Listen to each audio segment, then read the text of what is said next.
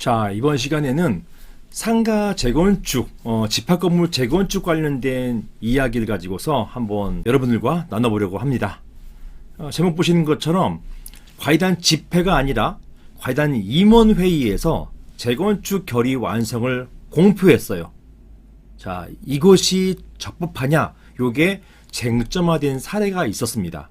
제가 자문했던 현장이거든요.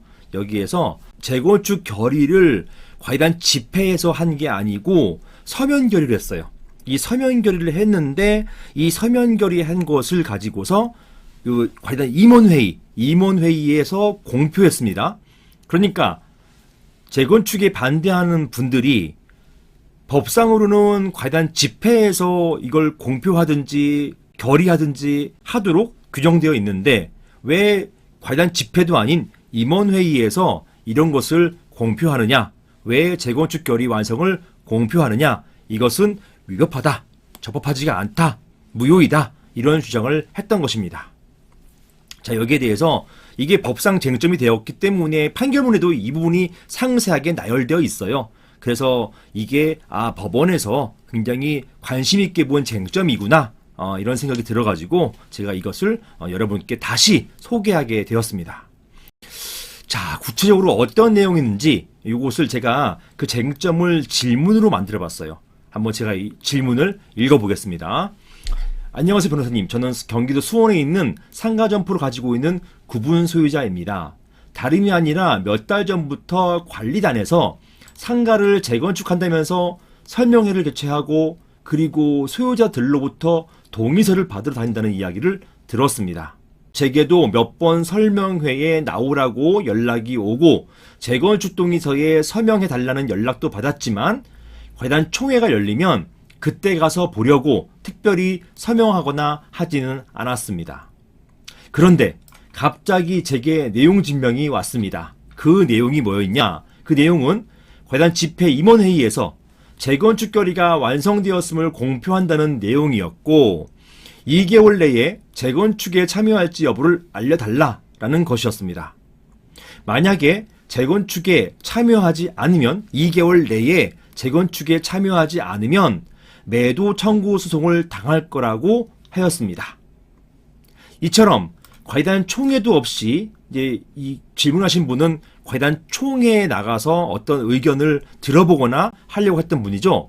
이렇게 과이단 총회도 없이 과이단 임원회의에서 재건축 결의 완성을 공표한 것, 이것이 적법 유효한 것인가요? 제가 과이단에 확인해 보니까 재건축 결의를 과이단 총회가 아닌 서면 결의로 완성했다고 여기 보시면 서면 결의로 완성했다고 합니다. 이런 말을 관리단으로부터 들었습니다. 자, 이렇게 해서 이 과이단 총회도 없이 임원회의에서 재건축 결의 완성을 공표한 것, 이거 잘못된 것 아니냐? 이렇게 물어보신 거예요. 제가 제 생각에는 그냥 그 내용 증명으로 재건축 결의 완성됐다, 이렇게 했으면 되는데, 굳이 내용 증명 표현에 과이단 임원회의에서 재건축 결의가 완성되었음을 공표했다, 이런 말을 썼기 때문에 그냥 불필요한 그런 어떤 분쟁이 생긴 게 아닌가 싶어요. 그래서 제가 이런 말을 왜 썼습니까? 저한테 그 자문을 좀 구하시고 보내시지 굳이 왜 썼습니까? 이런 말씀도 드린 사안이었습니다. 굳이 이런 표현 쓸 필요가 없었죠. 임원회의에서 뭐 공표 완성되었음을 확인하고 이런 권한도 없는데 굳이 이런 걸 공표한다, 이 잘못된 것이었거든요. 근데 다만 이런 것이 잘못됐다고 해가지고 이 재건축 결의 완성 자체가 안 되는 것, 이거냐? 자, 이거는 다른 문제란 말입니다. 관련해서 먼저 법부터 한번 보시겠습니다. 집합건물법상 재건축, 특히 상가 재건축 같은 경우는 집합건물법상 재건축 결의, 즉 법 47조에 재건축 결의를 받으면 되는 걸로 되어 있어요. 법상 그렇습니다. 그래서 건물이 노후화되거나 수리 복구비가 많이 들 경우에, 또는 이 건물로 인해 가지고 더 수익이 극대화될 경우, 이런 사정이 있다면 이걸 어떻게 재건축하느냐?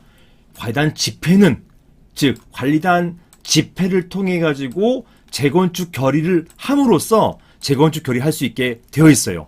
그리고 이런 재건축 결의는 보십시오. 이런 결의, 요 1항의 결의, 요거였잖아요. 요 1항의 결의는 전체 구분 소유자의 80%, 5분의 4 이상, 그리고 밋입니다.